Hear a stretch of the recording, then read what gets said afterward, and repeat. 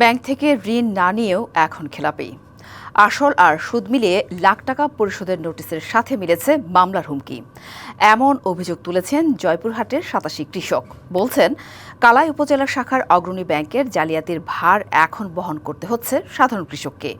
বিষয়টি তদন্ত করে আইনগত ব্যবস্থা নেওয়ার আশ্বাস ব্যাংক কর্তৃপক্ষের। এভাবেই আক্ষেপের কথা জানাচ্ছিলেন কালাই উপজেলা শাখার অগ্রণী ব্যাংক থেকে লাখ টাকা পরিশোধের নোটিশ পাওয়া এই কৃষক। শুধু তিনি নন, এই নোটিশ পেয়েছেন আরও ৮৬ জন কৃষক। প্রত্যেকের নামে ৫০,০০০ টাকার কৃষি ঋণ দেখানো হয়, সুদে আসলে যা এখন বেড়ে ১ লাখ।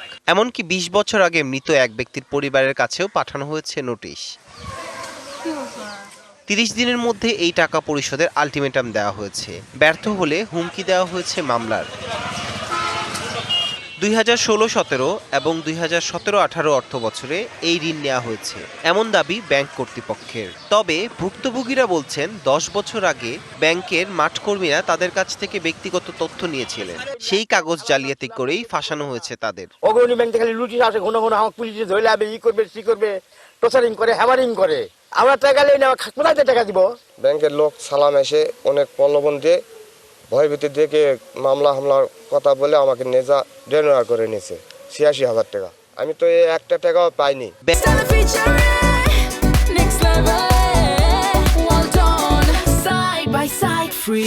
ব্যাংকের নোটিশ পেয়ে এখন আতঙ্কে দিন কাটছে এসব নিম্ন আয়ের কৃষকের। আইনি ব্যবস্থার হুমকিতে দিশেহারা হয়ে অনেকেই বেড়াচ্ছেন পালিয়ে। আমি দিন আনি দিন খাই, আমাকে সেই টাকা পয়সা কিছুই দেয়নি।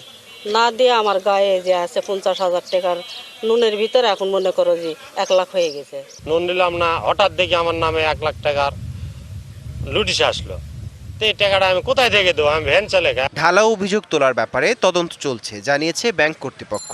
যদি কেউ বলে যে আমি লোন পাইনি বা আমি স্বাক্ষর করিনি বা আমি ব্যাংকে যাইনি, তা এটা আমরা, সেটা যদি সত্য হয় তাহলে আমরা সেই ব্যবস্থা নেব। তো ঢালাভাবে সবাই যে বলতেছে, যেমন যে নিউজগুলো আসতেছে, এটা আমরা সত্য বলে মনে করি না। এই ঘটনায় স্বাধীন তদন্তের প্রত্যাশা স্থানীয়দের। যারাই জালিয়াতির সাথে জড়িত তাদের বিচারের আওতায় আনারও দাবি তাদের। DBC news desk.